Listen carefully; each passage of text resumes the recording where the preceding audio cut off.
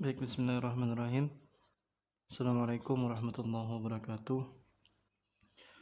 Alhamdulillah, alhamdulillahilladzi arsala rasulahu bil huda wa dinil haqq liyudhhirahu 'ala ad-dini kullihi wa kafaa billahi shahida. Allahumma shalli wa sallim ala nabiyyina Muhammad wa ala alihi wa sahbihi wa mawala.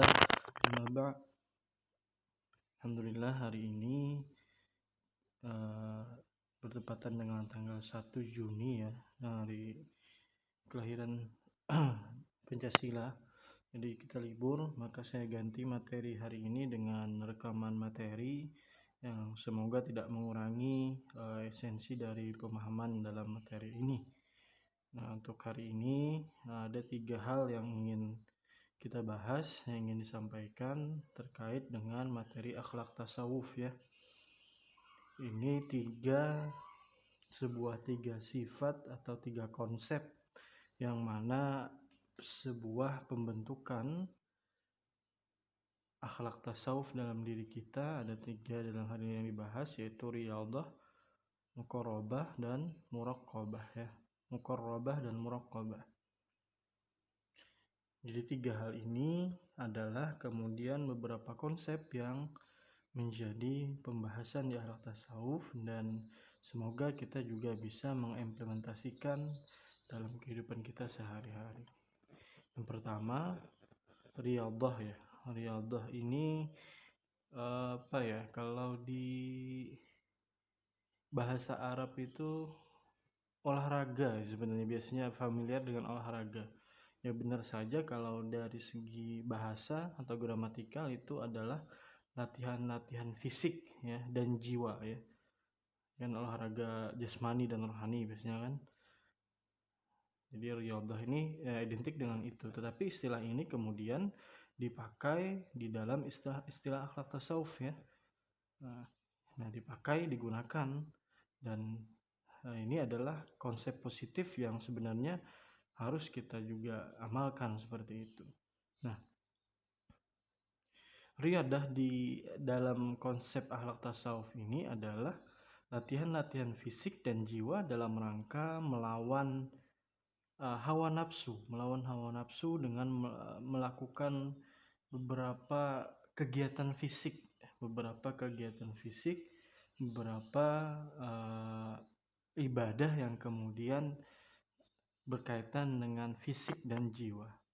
Nah, di sini disebutkan ada puasa, ada khalwat, bangun di tengah malam dalam qiyamul lail, berzikir, tidak banyak bicara, dan beribadah secara terus-menerus untuk penyempurnaan diri secara konsisten.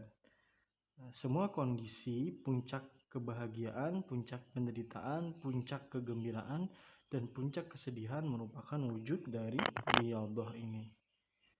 Ya, jadi kan sebelumnya juga Bapak sering singgung tuh terkait dengan coba kita ubah pola sehari-hari kita. Kalau merasa ada yang kurang, merasa banyak problematika, kita riyadhah. Ada juga yang menyebut dengan mujahadah ya. Nah,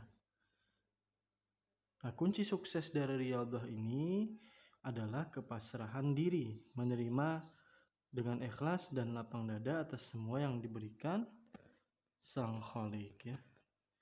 Jadi ketika di dalam kehidupan ini kemudian kita melaksanakan riyadhah, salah satunya nanti dengan puasa ya, misalkan di luar Ramadan puasa sunnah, khalwat ini berdiam diri, lebih banyak menyendiri, itu tafakkur ya, berpikir, memikirkan ciptaan Allah.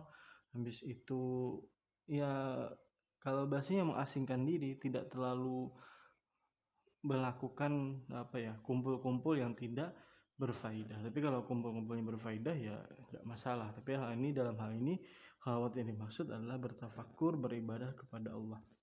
Kemudian bangun di tengah malam, qiyamul lail juga, itu kan kaitannya fisik. Bagi fisik yang berat, capek seharian penuh, bangun di sepertiga malam atau untuk melaksanakan qiyamul lail itu sangat sulit ya. Tapi ketika kita dalam langkah riyadhah, latihan tadi, maka insyaallah juga dipermudah.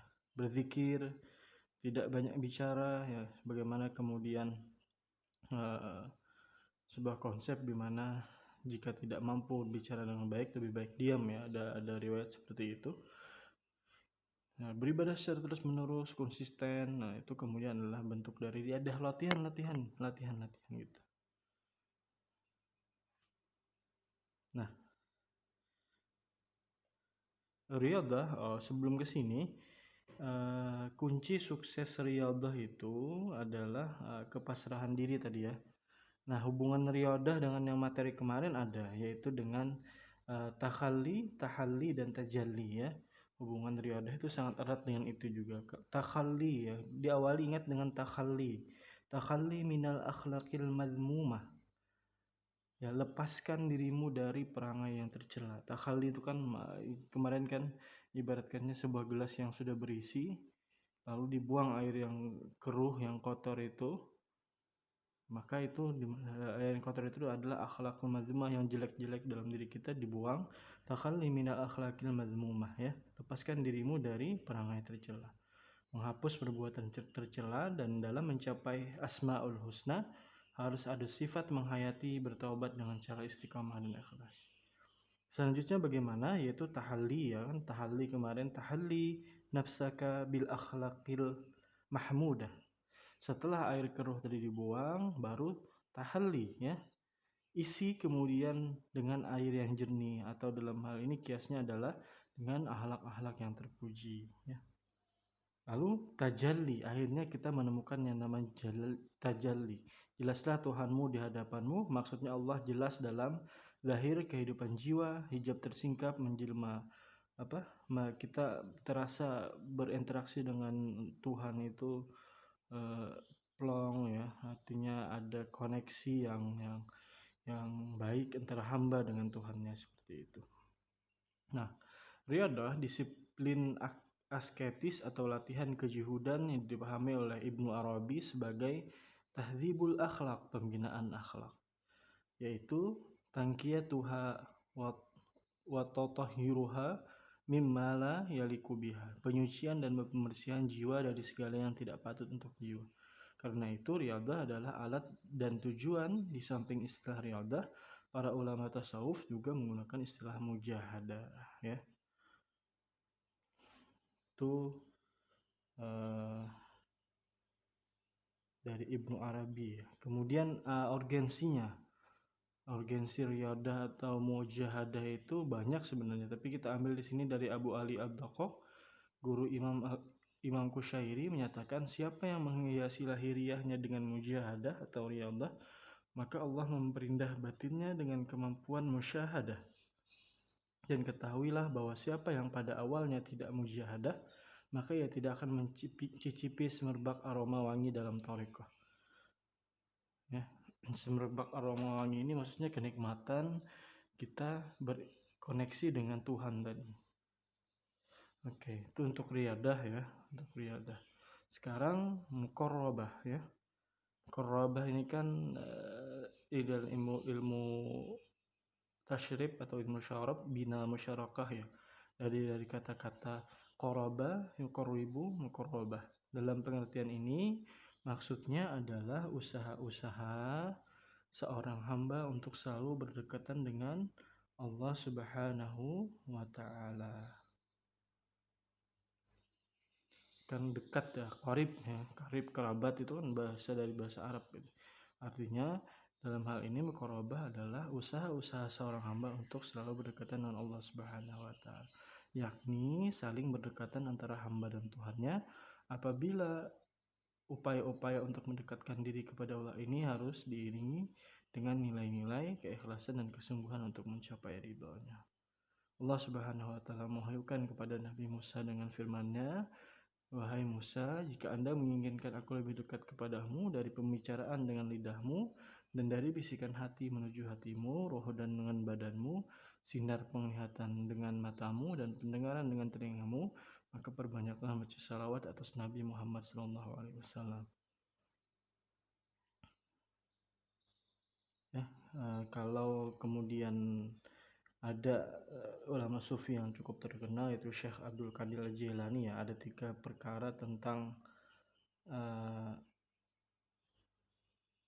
tentang muqarrabah tadi, atau bahasa lain ada tafakkur ya, meditasi tadi ya. Yang pertama, barang siapa bertafakur tentang suatu hal dan menyelidiki sebabnya, maka ia akan mendapat setiap bagian dari hal itu mempunyai banyak bagiannya yang lain pula. Artinya setiap ibadah itu memiliki nilai. Yang kedua,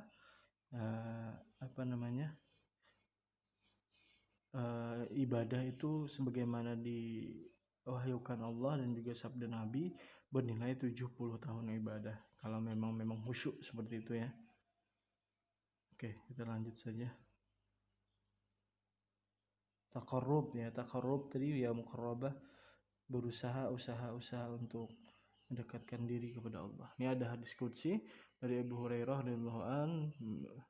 Dia berkata, Rasulullah SAW bersabda, sesungguhnya Allah Subhanahu wa taala berfirman, barang siapa yang memusuhi seorang kekasihku, maka aku menyatakan perang kepadanya, dan tiada mendekat kepadaku seorang hambaku dengan sesuatu yang lebih aku senangi daripada menjalankan sesuatu yang aku wajibkan, dan selalu seorang hambaku mendekat kepadaku dengan melakukan sunnah-sunnah sehingga aku menyenanginya. Maka apabila aku telah mengasihi kepadanya, tentu akulah yang menjadi pendengarannya yang ia dengarkan dengan itu, dan penglihatannya yang lihat dengan itu, dan sebagai tangannya yang ia gunakan, dan sebagai kakinya yang ia jalankan. Apabila ia memohon kepadaku, pasti aku ijabah, dan apabila ia memohon perlindungan kepadaku, maka aku beri perlindungan, dan aku tidak berputar-putar atau bolak-balik dari sesuatu yang aku lakukannya.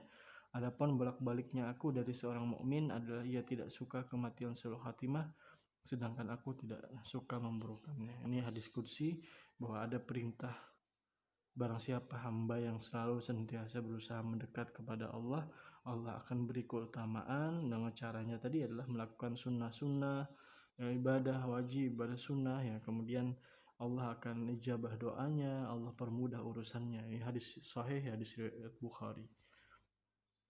Yang terakhir ada muraqabah ya. Muraqabah dalam makna harfiah ini sudah juga beberapa kali disinggung ya di materi-materi sebelumnya, yaitu merasa dari musyarab juga bina musyarakah ini. Berarti itu awas mengawasi atau saling mengawasi. Maka secara bahasa muraqabah mengandung makna senantiasa mengamati tujuan atau menantikan sesuatu dengan penuh perhatian atau mau sendiri, sedangkan menurut terminologi berarti melestarikan pengamatan kepada Allah Subhanahu wa taala dengan hatinya, dalam arti terus-menerus kesadaran seorang hamba atas pengawasan Allah Subhanahu wa taala terhadap semua keadaannya, sehingga manusia mengamati pekerjaan dan hukum-hukumnya dengan penuh perasaan kepada Allah. Jadi ada perasaan bahwa kita ini senantiasa diawasi oleh Allah Subhanahu wa taala. Dalam pandangan Imam Al-Qushairi, muraqabah ialah keadaan atau kesadaran seorang meyakini sepenuh hati bahwa Allah selalu melihat dan mengawasi kita. Tuhan mengetahui seluruh gerak-gerik kita, dan bahkan segala yang terlintas dalam hati diketahui Allah. Bahkan dalam hati saja Allah tahu. Jadi ada kan maksiat hati itu, kalau suudzon itu kan salah satu maksiat dalam hati.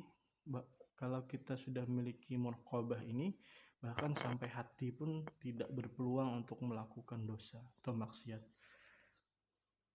Tingkatan muraqabah yang pertama, muraqabatul qalbi, kalbunya selalu waspada dan selalu diperingatkan agar tidak keluar dari kebersamaannya dengan Allah.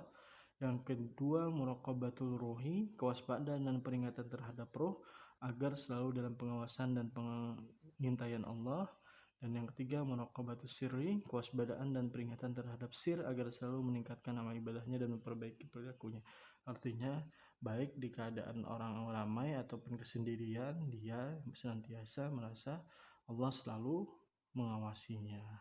Demikian tiga hal ini, tiga konsep ini semoga bisa kita amalkan dan juga kita implementasikan di kehidupan kita sehari-hari. Karena kita sudah tahu tiga konsep ini, mari kita beribadah, bermuqarrabah, lalu kemudian muraqabah oleh Allah Subhanahu wa taala. Semoga Allah permudah itu. Subhanakallahumma bihamdika asyhadu an la ilaha illa anta astaghfiruka wa atubu ilaik. Assalamualaikum warahmatullahi wabarakatuh.